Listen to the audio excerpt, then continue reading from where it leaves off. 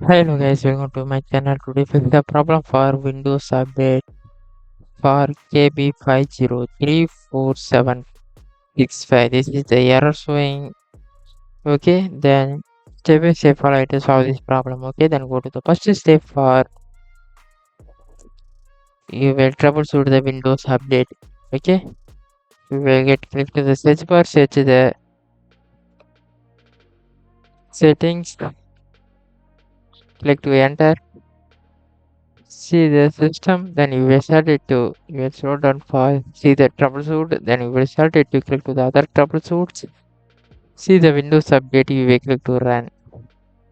Then wait for the few minutes for the detected the problems for the Windows update. Okay, this is the detected to I will continue to the next step. Okay, go to the second step for get search the CMD to I will provide this two comments for this video description.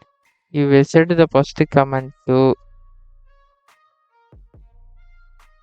you will go to click to the search bar, search the CMD, click to the run as administrator, click to yes. You will press the Ctrl plus V for this first command, space and slash scannow. We click to enter. Okay. Then this verification for 100% is completed to you will continue to the second command for you will press to select it to you will press the Ctrl plus C to will get opened this command line, then you will is 100% completed to you will press the Ctrl plus V to paste it to you will click to enter. Okay, and I will wait the few minutes but I completed the videos too. I will save the finish it. I step by step follow it to get solve this problem. Okay, then this is continue. I will go to the third step for Windows update change the automatic in services.